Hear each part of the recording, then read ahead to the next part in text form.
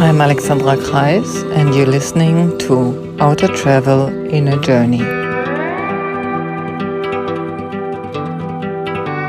In my own search for self-understanding, I have met people from all walks of life. I bring to you a taste of these encounters.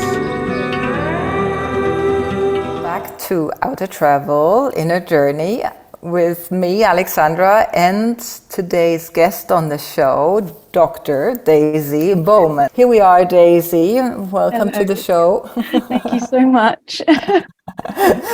Let's conjure what's behind the doctor. It's a real doctor, isn't it? Where you, Yes, yeah. So I worked for about 5 years in various hospitals in England.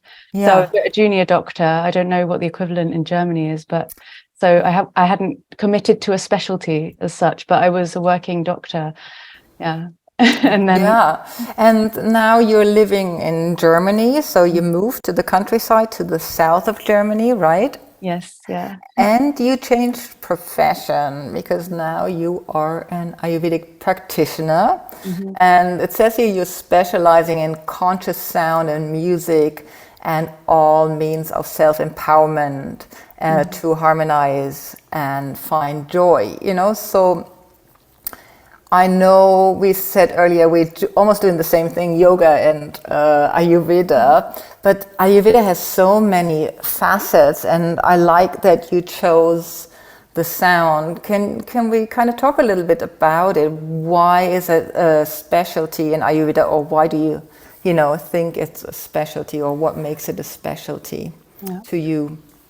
So, just to go back to the whole doctor side of things first, just because as you bring it up regarding sound, it's, and I've been contemplating this the last days, it is how it relates to our mind and our state of how we can maintain a mental balance and clarity in this kind of increasingly crazy digital world. I mean, AI is also coming in now. It's also, there's such an intensity about it. And it's even as a yogi, a meditator, all these kind of labels and practices we've done, it's, walking a tightrope all the time. And so when I was a doctor, what I wanted to do when I first signed up to medical school, I felt I wanted to do psychiatry, which was all about obviously the mind. And I always felt that those with mental health problems have kind of broken certain boundaries of societal norms and touched something that's a little bit outside of the box, which I felt really relating to that in a certain way as well.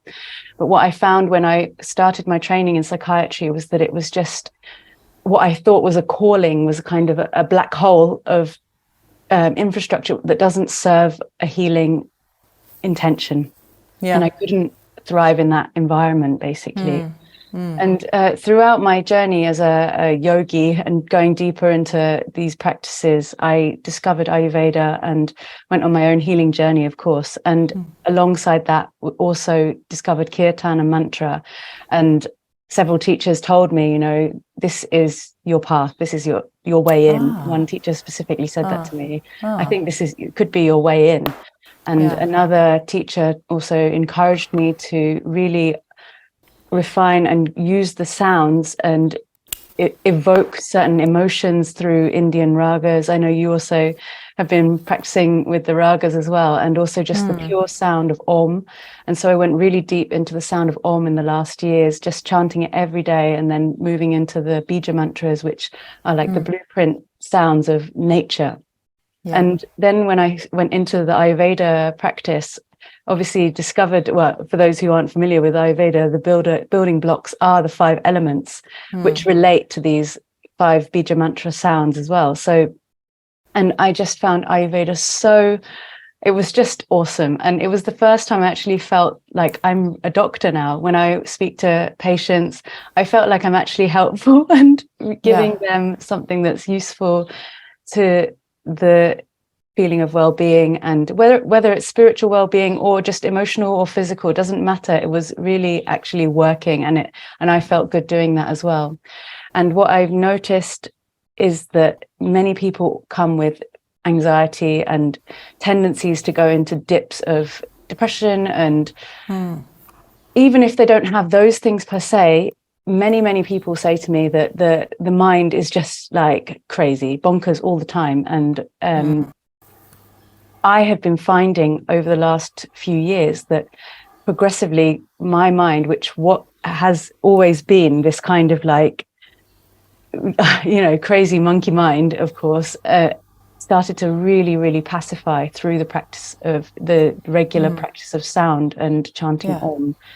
And it was a really great surprise to me that one fine day I kind of looked around and was like, oh, I'm not really chasing my emotions anymore. I'm not indulging in my emotional highs and lows anymore, which was always my kind of Achilles heel, if you know what I mean. We all have something. Everybody's. Yeah. But I really, would go to extremes, like really high highs, really low lows, just this kind of constant drama. And then this Om, the chanting of the Om, it just did something on so many levels. And so I've just been exploring that, really, trying to create certain practices and weaving it together. I'm only a freshly baked Ayurvedic practitioner. I've just finished my level 2, so I've been practicing for a couple of years now. But so now I guess I'm in this stage now where I'm really trying to weave the two together and find out how to present this for people, and also deepen in my own journey of it, if that makes sense. Yeah, I love it. And I think we need to clarify some of the language you already used. And okay, so you talked about Om, which I want to talk about in a moment. So we're going to come back to this, dear listener, in a moment's time. But so bija, I think not many people would know that. And, mantra is just a word that is, usually in Sanskrit and is infused with a certain part of the body, or is infused with a sound that is recreated in the body as a vibration. That's how I would explain it. Or maybe you can say a little bit more to that. Yeah, absolutely. So I try not to go into too detailed of an explanation because it's so experiential. So of course, bija means seed, and Om is also considered to be a bija mantra, the ultimate bija mantra, so to speak. But they are sounds which have been heard from sages through the ages, when they are in deep meditative states, and in the silence, out of the silence come these almost blueprints of sound, so subtle that we can't, really say they are these sounds, but then they come out like this. So it's the closest thing to the sounds that are heard by those sages. And there is a principle in sound healing, using sound for treatment, and in these contexts where you can tune others to the frequencies of the sounds. You can tune yourself.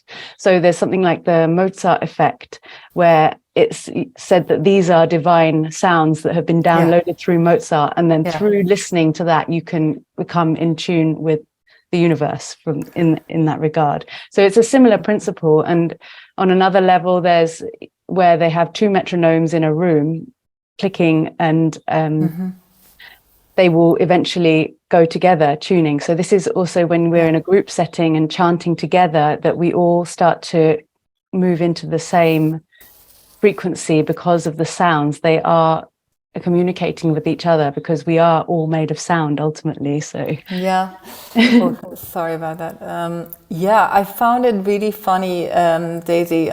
I can say Daisy, right? Sure, of course.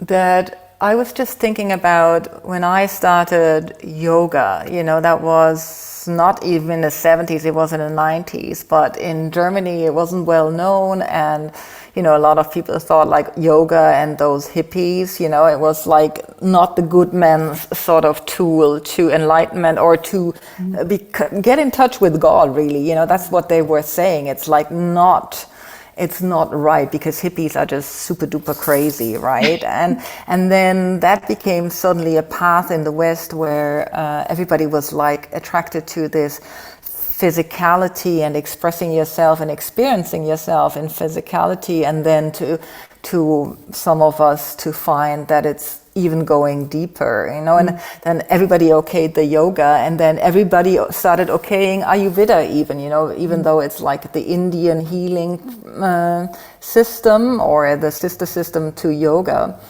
And now we're coming up with this mantra thing, you know, and I think we're back to everybody thinks it's a hippie thing, you know, all these om, and, you know, like, and I'm not making fun of you, I'm just saying how wicked, you know, the universe can be with, like, when we start to attach to one of those methods and then we start to consume it and shape it into forms of commerce, you know, and forms of taking the magic pill to feel better, which a lot of us have done, you know, we started doing it to feel better, and then we kind of some of us got stuck on a certain plane, you know, and then the next thing came up, and now it's Ayurveda and how you eat and when you eat, and this has gone into mainstream. And, you know, I find that the kirtan and the sound healing is surfacing more and more, you know, it's in this kind of gray shade of being acknowledged and coming to the surface, and then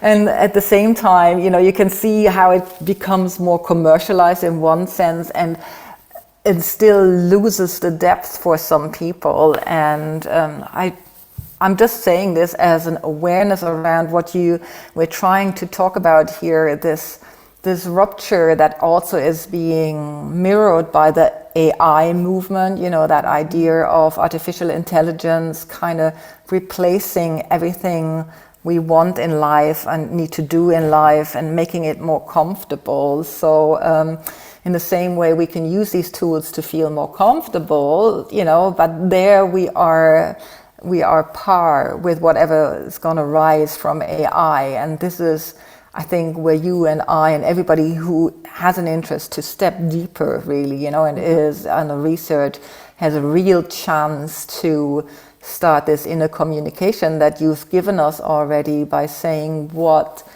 chanting Om alone, you know, has brought to your life. So what comes up when I talk about it like that for you? Yeah, a few things. So the first thing about this commercialization and this commoditization of everything. And at first I was also, oh God, you know, it's just mad kind of thing. But I think that's just going to always be the case, that everybody does something different with everything. And I used to, you know, I had always had such an intense longing in my heart for something more. I didn't know really what that was. And when I found the yoga, it was like the match was lit the dry wood. And it was like, I give myself 100% into this process. Didn't matter how messy it got, everything I had to go through. There was this intensity that would take me through each time, because I just knew in my heart, like, that I am seeking something, and to just trust that also when the right teachers have just come to me, and I have never had to look for it, because life is supporting this inner process. And at first, of course, I was like, everybody has to see the truth, has to, you know, want this. And one day I kind of realized that everybody's not looking, actually, and that's okay. And even those who are, maybe are not so intense as, you know, whatever I have, maybe there's someone more intensely committed, and it's just fine to be like that in a way. And so I guess that's one side, and it gives me really a great appreciation for those who really do have the integrity, and those who have maintained it through such a long inner journey, to be able to pass that on with full integrity and with, you know, it's a download of grace and you feel that touch when you meet those beings. And I'm really blessed to have met such beings along my journey so far, you know, and they really inspire something that's beyond words. They touch something completely beyond what is said, what is presented in front, you know. So, and I even think about the first time I heard a mantra called the Gayatri mantra. Probably many listeners have heard of this, maybe some not, but it's really the mantra that comes out of Om. And I first heard this chanted, and it did something, and and I had no idea what this meant. I just felt something stirred in deep within, and So this kind of leads me in a way to the AI side of thing. I've been really pondering it because, I mean, it's incredible that what's being created out of the AI. You can say, make a man, you know, instead of a woman in the girl with the pearl earring, or even a ferret or something like that. And it will create this painting that looks like it's done with a human. And even sounds now are being created. But the thing about sound, where it's used with conscious intent or conscious healing intent, is this word intent, you know, and that sound can carry very subtle imprints of this heart's intention. And there is, you know, a phenomenon about the connectivity of the heart, which is very difficult, or in fact impossible to measure. And it just makes me really wonder, is this ever going to be possible that AI can carry the imprint of the heart through sound, through any of that? Maybe we're not always able to detect those things, but it's really, that's on one side. So I was pondering it. And on another side, it gives a feeling that it's even more urgent that we start to recognize what's contained in our own voices, in our own hearts, in the sounds that are subtle, in these, you know, expressions which are between the lines, because very soon probably everything's going to be taken care of on these kind of material factual knowledge level. And Indeed. we really have to tune into these subtle you know, frequencies which bring this much more intimate connection with life itself, with nature itself. So it's really a big question mark, but it's intensified in a way my curiosity about the role of sound now, because like the third side of it is, and just bringing it back to, it is experiential, and we have to have experiences to have a meaningful understanding of something, or to move through something. And where we can you know, somebody can't just tell you, oh, calm down, you know, if you're feeling stressed. You're like, oh, okay, I know I should calm down, I know I should take a breath, and I know I should just watch the thoughts and be calm. When you chant Om, for example, I'm not saying it's the only way to create calmness, but you are chanting a sound which is fundamental to existence and your own essence, the universal essence. And as you chant it, every cell in your body vibrates with it. Every subtle wave in your mind and body starts to hum with the sound of Om. And doing that enough, you feel your body and mind come to calm without even needing to say, oh, calm down. And through having this conscious sound creative process of making the sound, you're also observing and creating an experience which is immersive, and it's harmonizing and observing at the same time. So you are being this witness at the same time, creating the conditions where it's easy to witness, if that makes sense. And the other aspect is you're working with waves itself, and everything is a wave. No matter how gross or subtle, everything is a wave. And so when you come to work with sound, it's like you become the artist of the waves. It's like the artist of the universe, or it's your medium you become familiar with. And so you watch yourself creating waves, and then you see the waves of thoughts coming in. You see waves of emotions coming in, strong, big ones, small ones, you know, some as big as your head kind of thing. But it's like that. And that witnessing capacity starts to grow, as well as your harmonizing of your system. You get empowered slowly through this. And so that's the kind of third thing that came up when you were speaking about all those things, and just why I love to work with sound so much, and why I feel it's so important now. Yeah, and it's so cheap, and it's So you know, cheap. like, Yeah, it's it's free. so cheap. It's like it's free, you know, like you don't need any funding. You know, you can also sit down with the next download from an Om and try to recreate it, or just listen to it. You know, it's like, this is the conundrum of our modern times. You know, I was talking to somebody this morning about it.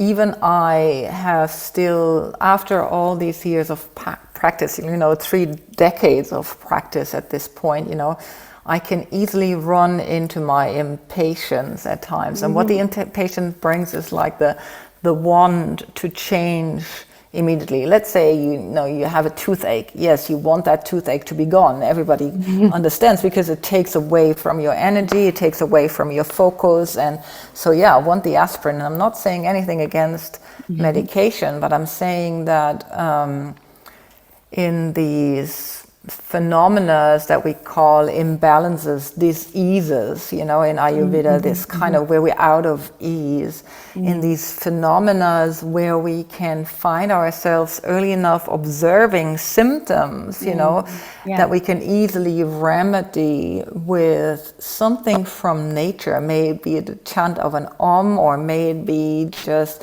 lubing a little bit our nostrils, so that we can stop the allergy kind of taking full blow, or whatever it is. It needs that intention inwards, and impatience is what takes us outwards, or what takes me outwards. It's like, like I want a solution now so I can speed ahead, of what is. And the chance and the curse for me in AI, just to swing it around to that piece, is that we will find that we have more time even on our hands. And how do we want to spend that? And a lot of us are afraid of spending it with ourselves, to be honest. That's what I can hear more and more, and which kind of ripples through even when I talk to people that I coach, like that. It's almost like they are afraid about themselves, like you could relate to that, and I can relate to that. The racing mind, like horses, in the night, and aging women have it, like when you come into menopause and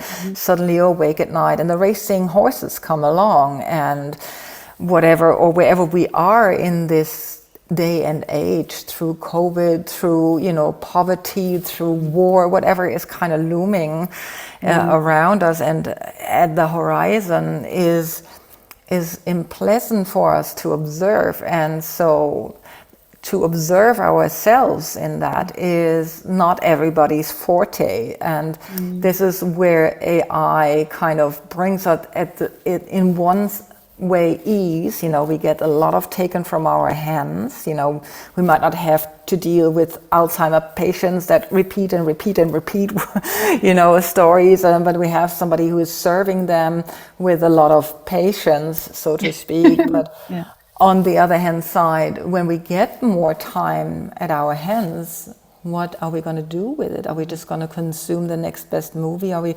consume more food? Are we going to consume more of nature? It's a very interesting topic to me in that way, like this is we are at that, to me, we are at this cusp, in this day and age of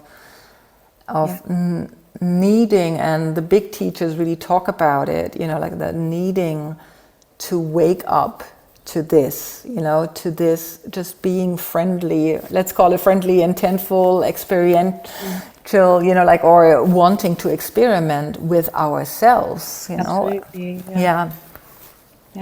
I think so two things came to me, well, three things when you were speaking about that just now. In a way, it was first about, just makes me appreciate the kind of fundamental tenets of the Ayurveda, which where you consider as a practitioner, what is your purpose in doing this? Dharma, artha, karma, moksha. So dharma is your true purpose. Artha is living with wealth, that you're allowed to earn and live well from that which is your gift and which you're there to serve. Karma is to enjoy sensory experience of the world. And it's said that if you are bringing these three into balance and really nurturing them, the moksha, liberation, takes care of itself, And so this kind of question about, what we're really here for, it's like, it feels like this is another way that Ayurveda is not just for healing the aches and pains, arthritis and all of that kind of thing, but it's so fundamental, and it brings back to this kind of question, and whether people are asking that or not. And it doesn't really matter, in a sense, when I meet someone in front of me, for example, because I try to put it in a language that everybody can understand, which is, and this has led me towards creativity, understanding our need really, it's so urgent to be a creative being. And I don't feel anymore that, you know, that anybody's not creative. I think everybody has that something in them that wants to create and be childlike and be like, you know, a free bird inside. It's just that, you know, of course, in Ayurveda, we have got Vata dosha, which I often give the analogy. It's like a bird or a butterfly, which is, you know, if this bird is free or this butterfly is free, it can just go here, there, and be, you know, enjoy life. But the moment you put some kind of pressure or cage on it, it's getting very aggravated and very like panicky and anxious. And this kind of describes this restless state that most of us find ourselves in a lot of the time. But this bird, this Vata constitution or tendency, it's also representing creativity and this original, unique expression. And so just to bring it back to also sound as well, which is what I love, because, you know, you relate all of these things to the elements, and Vata is representing air and ether, space. So, and this relates to sound, each of the, I hope this is not too complicated for, Yeah. So the element of sound, sound is related to ether. And so each of the sensory objects have got an element related to them. So sound is related to ether. And in fact, your last guest, he was talking about music as the fifth element. I was amazed because he didn't have any Ayurveda background, and he had come to that completely on his own, that music comes out of this most subtle space. And I really find that on this level, the sound is calming this Vata dosha, this calming this bird, this child inside, and making the present moment with ourselves more palatable, more bearable, because you can just rest in silence. You can come back to stillness. And my last teacher, he was always talking to me about drinking the silence, sipping the silence through the sound. So behind every sound is silence. And at first you won't, it's like when you first try a sip of alcohol when you're a teenager, you're like, what's this? But then because your friends are doing it as well, you're like, oh, okay, drink more and more. And then you acquire the taste for that. And it was really like that when we were chanting mantras and kirtans. At the end is this silent space afterwards. And it's so charged with all the mantras vibrating the air and the space around. And it's so easy to sink into a silence with yourself, into the heart, and which is not really accessible normally, you know. And so I've been really exploring the different spaces that create more restlessness or create more stillness, and which practices bring you really to this silent. And this is the place that we always end up anyway with, whether we're traveling here, traveling there, you know, we're always with ourselves, as we know. And so we have to really make this space a nice one, a good one. And so, and this is leads me to the third point, and I shared it with a few of my in my yoga class the other day, because I realized that the narrative inside my head and a lot of people's heads is very critical, very, very critical. And I used to just beat myself up all the time, you know, give myself such a hard time about everything. I'm not saying I'm completely immune to doing that now, but one experiment, and I love that you pointed out this kind of need for experimentation with ourselves, because I think this is really what keeps the kind of curiosity and joy in the whole process, and not too rigid and dogmatic also. But one experiment I kind of just came to me a few years ago, about maybe 5-6 years ago, it was just to start speaking to myself like I'm my own child, you know, out loud. Sometimes I would be like, come on, darling, we can do this. Let's go over here. Especially if something was difficult, I didn't want to do it. I would actually imagine that I'm taking myself by the hand and putting my arm around myself and saying, we can do this. Don't worry, I'm here. I've got you. And this has done something really, really good inside of me to, you know, soothe this critic, this inner critic. And I've worked with it in different ways, but again, it's sound, it's the voices of our own head, you know, the different, you know, the voices inside our heads, and we've got no clarity about where these voices are coming from. Who is this voice? Not that you have to go to the root of it. Oh, it's because of my childhood, or you know, this trauma, or however used to speak to me like that. It doesn't really matter. It's just when we can find a way to sink a little bit deeper and speak to ourselves from there and create a more joyful inner conditions that makes it easier to just be alone and to move forward like that. So yeah, it's just responding to what you said. Yeah, and thank you. And at it for a long time now, I feel. We've been, and I think you've done almost a sum up. But if there is a gift you could give to the listener right now, what would it be? Like, you know, a pearl of wisdom. I think you already gave a lot, but maybe there is something that kind of comes up for you. I would say use sound, use your voice to access the silent space within and ask the big questions to this space and see where it leads you. Yeah. Nice. And I can only encourage you to work with the lovely Daisy Bowman. You can find her on YouTube, and she has a free workshop, you know, on how to learn the harmonium. Is that still available? I'm not sure. It's still available, yeah. And exactly. And there's also a course if anybody wants to really take it further. Yes. The next one is in September.